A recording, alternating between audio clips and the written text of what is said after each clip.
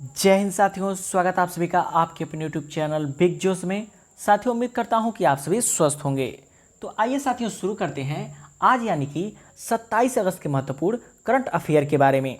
साथियों, दिए गए सभी करंट अफेयर आप सभी के आने वाले एग्जाम के लिए बहुत ही महत्वपूर्ण होने वाली है, तो सभी करंट अफेयर को ध्यान से देखिएगा। तो आइए बात करते हैं पहले करंट अफेयर की। तो पहला करंट अफेयर हमारा होता है, गृह मंत्री अमित शाह ने किस केंद्र शासित प्रदेश में 5 नए जिले बनाने की घोषणा किए हैं? कितने? 5 नए जिले बनाने की घोषणा किए हैं। किस प्रदेश में? केंद्र शासित प्रदेश में। तो साथियों, लद्दाख केंद्र शासित प्रदेश में गृह मंत्री अमित शाह ने 5 नए जिले बनाने की घोषणा किए हैं। तो याद रखिएगा, ये काफ़ी इंपॉर्टेंट होता है क्योंकि हमारे केंद्र शासित प्रदेश से जुड़ा हुआ प्रश्न है। तो आइए इसको थोड़ा डिटेल में समझते हैं। जम्मू एंड कश्मीर पुनर्गठन अधिनियम पारित होने के बाद 31 अक्टूबर, कब? 31 अक्टूबर सन 2019 को, ये डेट याद रखिएगा, इम्पॉर्टेंट डेट है। 31 अक्टूबर सन 2019 को लद्दाख को भारत के केंद्र शासित प्रदेश के रूप में स्थापित किया गया। तो याद रखिएगा, आपसे एग्जाम में क्वेश्चन पूछ सकता है कि कब जो है कि लद्दाख को केंद्र शासित प्रदेश के रूप में शामिल किया गया। तो 31 अक्टूबर सन 2019 को लद्दाख को जो है कि भारत के केंद्र शासित प्रदेश में शामिल किया गया है। बात करें लद्दाख की राजधानी की, तो लद्दाख की राजधानी होती है लेह। कौन सा? लेह। तो याद रखिएगा, ये भी पूछ देता है। नेक्स्ट अगर बात करें, निम्न में से किस दिन महिला समानता दिवस मनाया जाता है? कब मनाया जाता है? तो 26 अगस्त को। 26 अगस्त को जो है कि महिला समानता दिवस के रूप में मनाया जाता है। बात करें, यह दिवस जो है कि सबसे पहले अमेरिका में मनाया गया था। कहाँ पे? सबसे पहले अमेरिका में। तो याद रखिएगा, आपसे एग्जाम में क्वेश्चन पूछ सकता है कि महिला समानता दिवस सबसे पहले किस देश में मनाया गया था? तो सबसे पहले अमेरिका में मनाया गया था। बात करें इस दिन की, तो इस दिन को महिला सम्मान और महिलाओं के अधिकारों के लिए बड़ी विजय के रूप में मनाया जाता है। तो काफ़ी ये इम्पॉर्टेंट हो जाता है। नेक्स्ट हमारा है, निम्न में से किसे 26वें सीएट क्रिकेट अवार्ड में अंतर्राष्ट्रीय cricketer of the year award से सम्मानित किया गया है? तो रोहित शर्मा को जो है कि अंतर्राष्ट्रीय cricket of the year award से सम्मानित किया गया है। याद रखिएगा, देखिए खेल से अगर क्वेश्चन पूछता है तो ये हमारा मोस्ट इंपॉर्टेंट क्वेश्चन हो जाता है। वहीं अगर बात करें विराट कोहली की, तो विराट कोहली को जो है कि वर्ष का बल्लेबाज के रूप में चुना गया है। किसके? वर्ष का बल्लेबाज। वर्ष के बल्लेबाज के रूप में चुना गया है किसे? विराट कोहली को। और वहीं बात करें मोहम्मद शमी को, मोहम्मद शमी को जो है कि वर्ष का गेंदबाज के रूप में चुना गया है। तो ये दोनों याद रखिएगा, वर्ष का बल्लेबाज विराट कोहली, इस वर्ष का गेंदबाज मोहम्मद शमी, याद रखिएगा। नेक्स्ट अगर बात करें, कान्हो नामक दक्षिण भारत का पहला आदिवासी पुस्तकालय को किस राज्य में शुरू किया गया? देखिए, दक्षिण भारत का पहला आदिवासी पुस्तकालय है, ये काफ़ी इम्पॉर्टेंट हो जाता है। तो कर्नाटक राज्य में, कर्नाटक राज्य में जो है कि दक्षिण भारत का पहला आदिवासी पुस्तकालय शुरू किया गया है। बात करते हैं इसके उद्घाटन की, तो इसका उद्घाटन हुआ है 25 अगस्त को। कब हुआ है? 25 अगस्त को, अभी हाल ही में हुआ है। लेकिन कहाँ पे हुआ है? तो कर्नाटक के चामराजनगर जिले में। कहाँ पे? चामराजनगर जिले में, चामराजनगर जिले में हुआ है। तो देखिए नेक्स्ट हमारा होता है, निम्न में से किसे भारत तिब्बत सीमा पुलिस, कौन सा? भारत तिब्बत सीमा पुलिस के अतिरिक्त महानिदेशक के रूप में नियुक्त किया गया है? तो संजीव रैना जी को जो है कि भारत तिब्बत सीमा पुलिस के अतिरिक्त महानिदेशक के रूप में चुना गया है।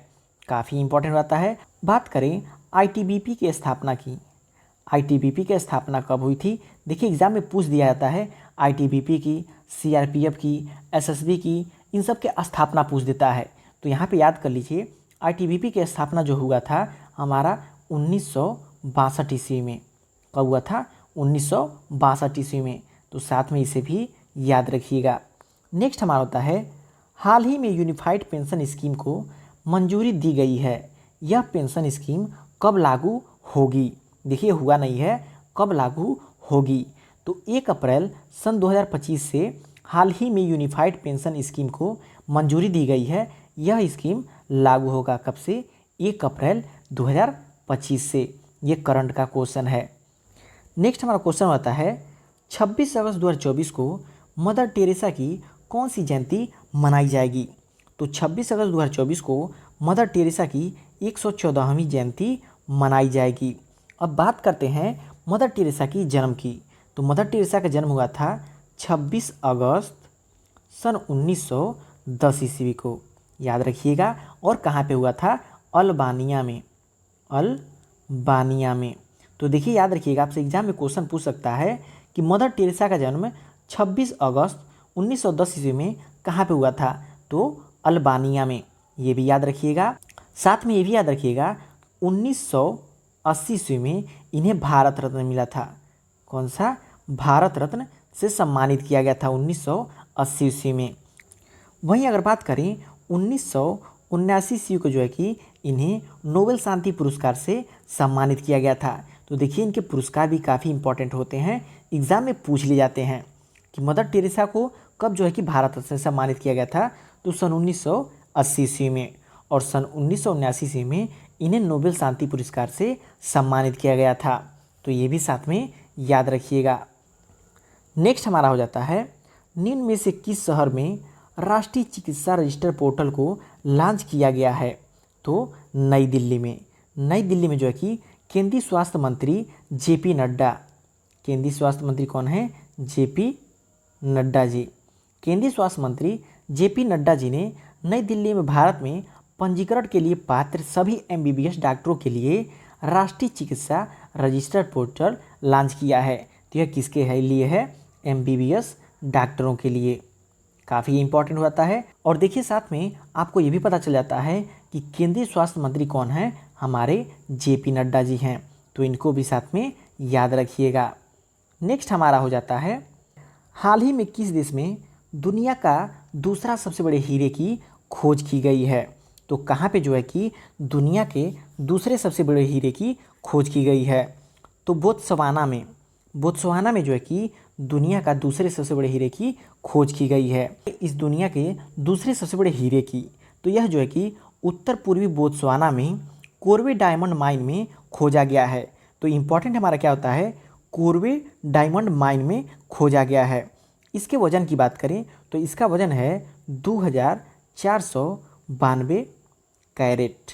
कितना? 2492 कैरेट इस हीरे का वजन है। और याद रखिएगा यह दुनिया का दूसरा सबसे बड़ा हीरा है, जो कि कहाँ मिला है? बोत्सवाना में। नेक्स्ट हमारा हो जाता है निम्न में से किस शहर में शिल्प दीदी महोत्सव का आयोजन किया जा रहा है? तो नई दिल्ली में जो है कि शिल्प दीदी महोत्सव का आयोजन किया जा रहा है।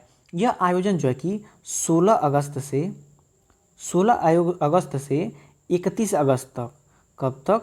16 अगस्त से 31 अगस्त तक नई दिल्ली के दिल्ली हाट में किया जा रहा है। तो याद रखिएगा कब से कब तक? 16 अगस्त से 31 अगस्त तक शिल्पी दीदी महोत्सव का आयोजन किया जा रहा है। नेक्स्ट हमारा हो जाता है हाल ही में किस राज्य ने महिला पुलिस में 1 साल का मातृत्व अवकाश देने की घोषणा की है? देखिए ये यूपीपी एग्जाम के लिए काफ़ी इंपॉर्टेंट करंट अफेयर है, आने वाले शिफ्ट में पूछा जा सकता है। तो हमारा हो जाता है तमिलनाडु। तमिलनाडु राज्य ने जो है कि हाल ही में महिला पुलिस को 1 साल का मातृत्व अवकाश देने की घोषणा की है। अब बात करें तमिलनाडु राज्य की। तमिलनाडु की राजधानी हो जाती है चेन्नई। कौन सा? चेन्नई इसकी राजधानी हो जाती है। मुख्यमंत्री की बात करें तो सीएम हो जाते हैं एमके स्टालिन। एमके स्टालिन यहाँ के मुख्यमंत्री हो जाते हैं।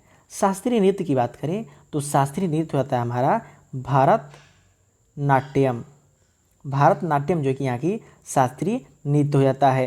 तो देखिए एग्जाम में क्वेश्चन पूछ देता है कि तमिलनाडु की राजधानी कहाँ हो जाती है? तो हमारा चेन्नई। तमिलनाडु के मुख्यमंत्री कौन है? MK Stalin. तमिलनाडु का शास्त्रीय नृत्य कौन सा है? तो भरतनाट्यम। तो इनको भी साथ में याद रखिएगा। नेक्स्ट हमारा हो जाता है हाल ही में भारत सरकार और डेनमार्क ने स्वच्छ नदियों पर स्मार्ट प्रयोगशाला परियोजना का अनावरण कहाँ किया है? काफ़ी इंपॉर्टेंट होता है। तो वाराणसी में। वाराणसी में जो है कि तो हाल ही में भारत सरकार और डेनमार्क ने स्वच्छ नदियों पर स्मार्ट प्रयोगशाला परियोजना का अनावरण बनारस में किया है, याद रखिएगा। नेक्स्ट हमारा हो जाता है अंडर 17 विश्व कुश्ती चैंपियनशिप।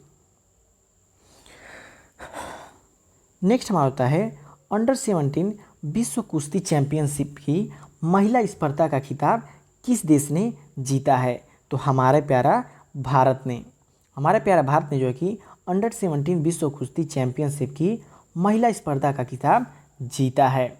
बात करें इसके आयोजन की, तो इसका आयोजन कहाँ हुआ था? जॉर्डन के अमान में।